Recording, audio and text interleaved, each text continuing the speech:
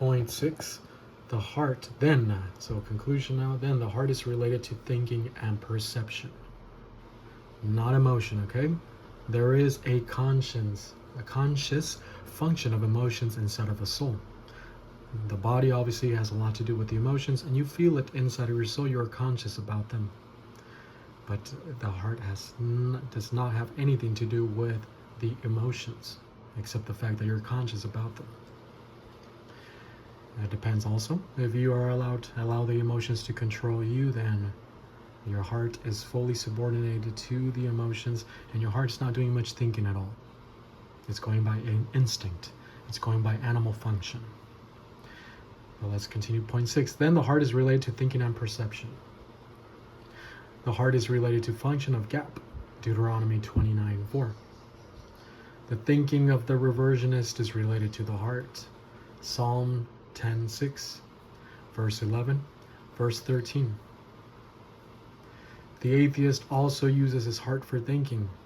Proverbs 14:1. He says, "There is no God." The fool says in his heart, "There is no God." That's that famous verse.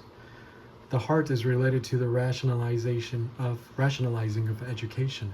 Ecclesiastes 1, verses 13 to 18. False teachers communicate deceit from their heart. Jeremiah 14:14. The heart is used for meditation on doctrine. Luke 2:19. Thinking subjectively about superiority is related to the heart. Luke chapter 9, verses 46 and 47. This is the passage where the disciples were arguing amongst themselves as to who would be the superior one, who was superior amongst all of them, which is ridiculous. The Lord Jesus Christ knew what he was talking about and had to correct them.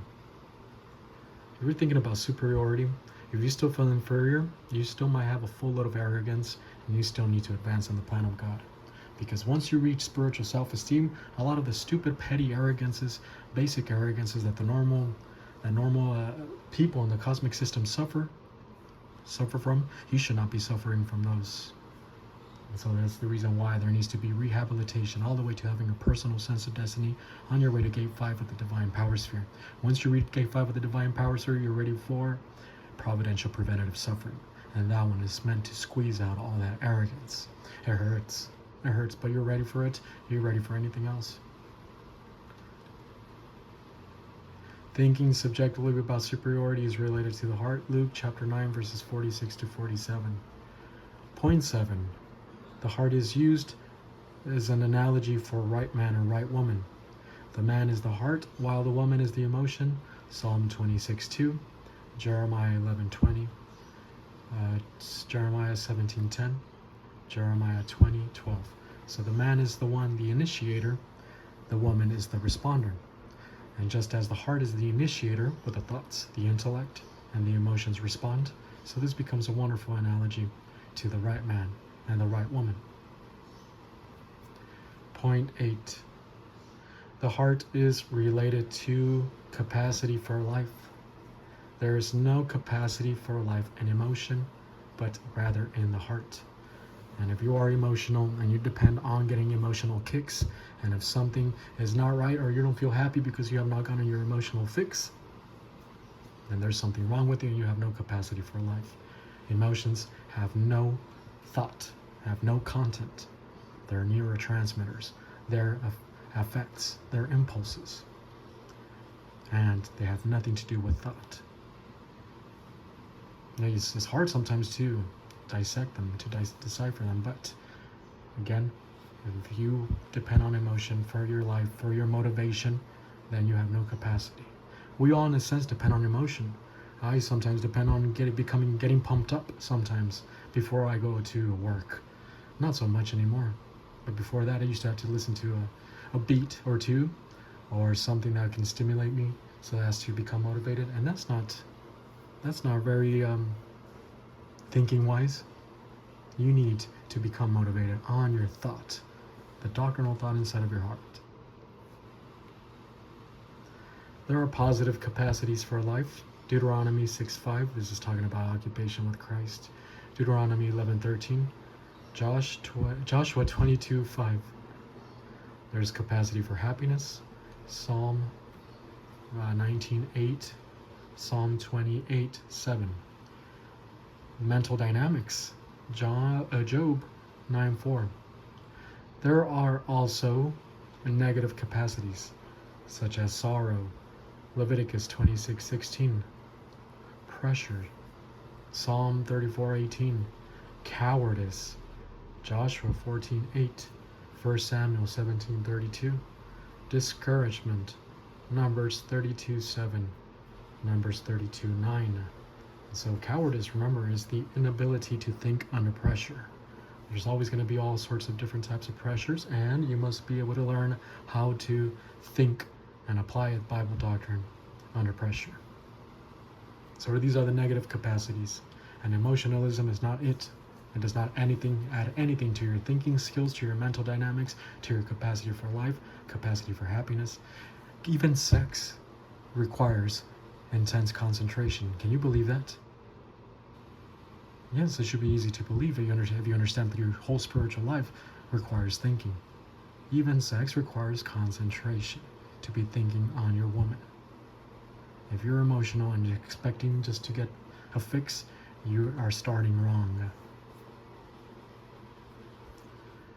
Point 9. Therefore, the heart is the basic area for happiness or unhappiness.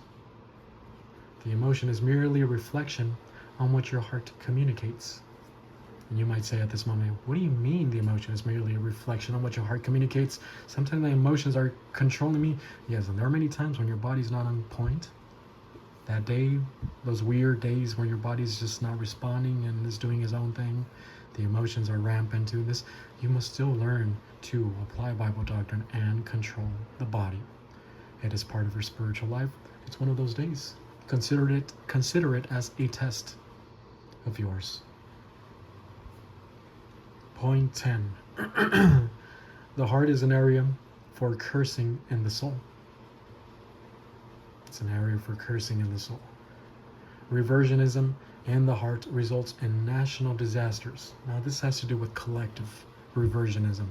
When there are too many people whose hearts are filled with reversionism, it results also in national disasters. And watch out if you're associated with a reversionist, because you fall under cursing by association.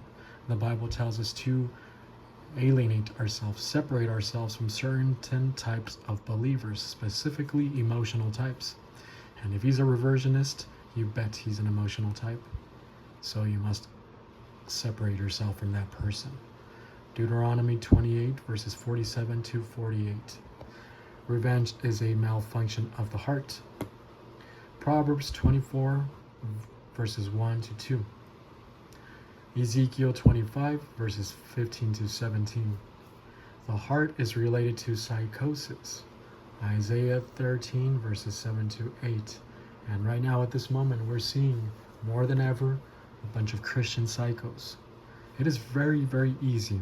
I think it's much easier. Maybe not. I'm not an expert on this area, but it's much easier for you to become a psychotic if you're on the moral stage, on the moral side of the sin nature. If you adhere to a system of Christianity that emphasizes all these moral things and moral that, and the spiritual life is morality, and you're just to the point of self-righteousness, there we go. If you're on the side of moral self-righteousness, it is very easy to fall into psychosis. So be careful for you guys that have an inclination towards that.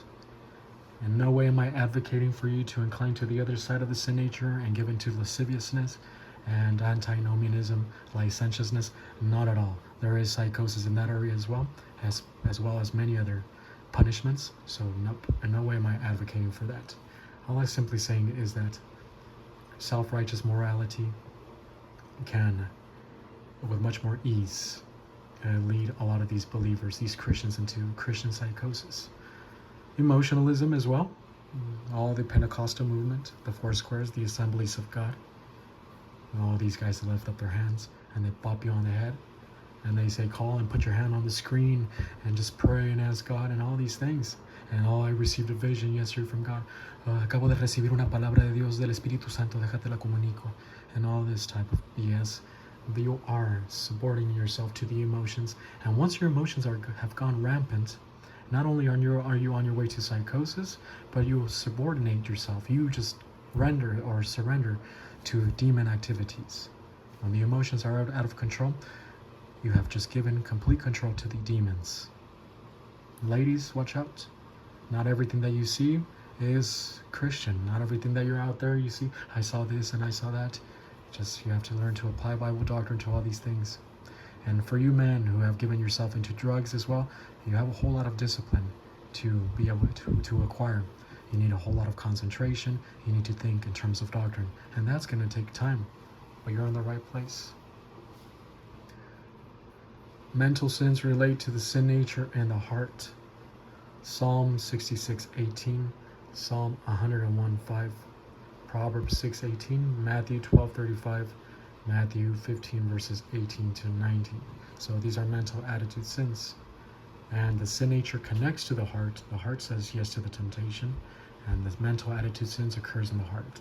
A person full of jealousy, full of bitterness, a person who cannot stand someone prospering, who cannot stand someone else becoming happy, being happy, you name it. All those mental attitude sins occur in the heart. And that person has a very, very wicked heart. Mental attitude sins are the worst type of sins. And if you have a Baptist background and you think that fornication is the worst sin, it is bad. Fornication is bad. And if you want to receive heavy punishment from the hand of God, just give in to fornication. But fornication is not the worst sin. Adultery is not the worst sin. The worst sins are mental attitude sins. Remember that in Proverbs chapter 6, when it mentions the 7 worst sins, 3 of those are mental attitude sins. 3 of those are verbal sins, and only 1 of those sins is overt. That one sin is the sin of murder. Murder. So, okay, so the heart is, where did I leave off? Mental sins relate to the sin nature of the heart, okay? Point 11. The heart is a blessing to the growing believer because the heart is related to grace function in Proverbs 24:17. It is a wonderful thing once you have Bible doctrine. When you have renewed your soul to the point of arriving at gate 5, and then you can have fun with yourself. One of the reasons why a lot of people become bored is not only because they're emotional, but because they have no content inside of their soul. They go hand in hand, they go together. Emotionalism, arrogance, and thus no content inside of the soul leads to a person being completely bored, and as a result he becomes dependent on people. And when he's too dependent on people, he also becomes a disaster. Can be a disaster. He can be a headache towards a lot of people. Boredom is indicative of immaturity. It's also indicative of a person who is not mentally capable, who has no capacity for life. There we go. No capacity for life, capacity for love. And watch out with finding a spouse or marrying a person who's easily bored. Those adventure types, those people that post on their social media that they've traveled to this place and this place and that place and this place and that, and they're always traveling, always traveling, always traveling. Nothing wrong with traveling, but if he's a person of adventure, it might be indicative that he's a person that's easily bored. He doesn't know how to live with himself. And ladies, if he does not know how to live with himself, what makes you think he's going to know how to live with you? So you have to watch out. Marriage is for happy people. Marriage is for people who have capacity to live with themselves, capacity for life, capacity for happiness. And then they get together and they share the happiness with each other as a long conversation. So now, point 11, the heart is a blessing to the growing believer because the heart is related to grace function. Proverbs 24:17. The heart is related to grace orientation. Exodus 23 verse 9. The heart is related to happiness. 1 Samuel 2:1. Notice that happiness is not an emotion. It can involve emotion. Emotion can follow along and respond to the content of happiness inside of your soul, but it is not emotion per se. The heart is the basis of stability in crisis. Psalm 112 verses 7 to 8. Right now that we're approaching the year 2030, there's going to be a lot of crises. There's going to be a lot of disaster. And you, who's learning Bible doctrine at this moment, God is going to have to prepare you for a crisis situation. And the moment of crisis is the perfect timing for the doctrinal man and the doctrinal woman to stand out, to make correct applications. And so you're going to go through your preparation at this moment. It's not going to be easy, but take whatever pressure, whatever pain that's coming along, take it as a means for testing, because this could be God's way of telling you you must prepare yourself. Even if there was no such thing as the the disaster that's coming, that's getting close. Even if there was no such thing as that, you still have to prepare yourself for disaster, for pressure, and for everything else.